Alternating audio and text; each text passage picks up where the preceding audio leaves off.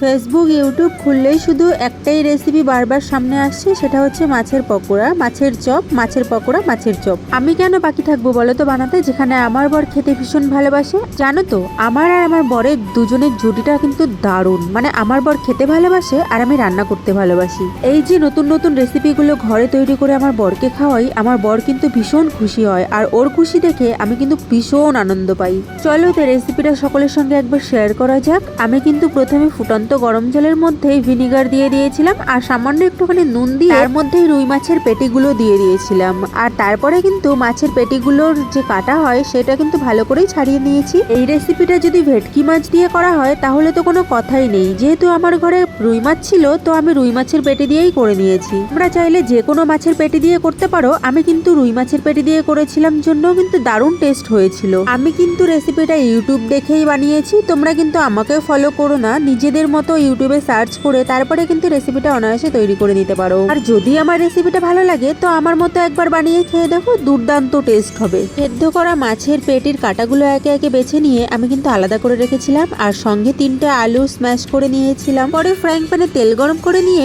বেশ খানিকটা পেঁয়াজ কুচি দিয়েছিলাম। হালকা একটুখানি ভাজা ভাজা করার পর করে রাখা আলু আর মাছগুলো দিয়ে তার মধ্যে একে একে নুন, হলুদ, সামান্য একটু চাট মশলা, একটু কাঁচা লঙ্কা কুচি, ধনে পাতা আর একটু বেসন দিয়ে ভালোভাবে নেড়ে চেড়ে সামান্য একটু ঠান্ডা করে যেরকম আর কি হাতে ছোঁয়া যায় সেরকম ভাবেই হাতের সাহায্যে গোল গোল চ্যাপটা চ্যাপটা বলগুলো তৈরি করে নিয়েছিলাম। সাইডে আলাদা করে 2টো ডিমের ব্যাটার করে নিয়েছিলাম, সেটার মধ্যে শুধু নুন দেওয়া ছিল আর ব্রেড দিয়ে ব্রেড ক্রাম্বস করে নিয়েছিলাম। এগুলোকে একবার ডিমের মধ্যে ডুবিয়ে তারপর ব্রেড ক্রাম্বসের মধ্যে ভালো করে কোটিং করে, এটা কিন্তু আমি ডবল কোটিং করেছিলাম সেগুলো কিন্তু দারুণ মুচমুচে হয়েছিল খেতে। যেহেতু প্রথমবার করেছি তো আমি সবকিছু একটুখানি কম কম করে নেওয়ার চেষ্টা করেছি, যদি নষ্ট হয় তো কমের ওপর থেকে যাক। আর ফ্রাইং প্যানে তেল গরম করে, তেলটা কিন্তু মোটামুটি ভালোভাবেই গরম করতে হবে, অল্প হিট হলে চলবে না, মোটামুটি ভালোই হিট হতে হবে। আর এই বড়াগুলোকে আমি বেশ লাল লাল মুচমুচে করে ভেজে নিয়েছিলাম। দেখতে যেমন সুন্দর হয়েছিল, কেউ দেখে বলবেই না যে এটা ঘরে তৈরি হয়েছে।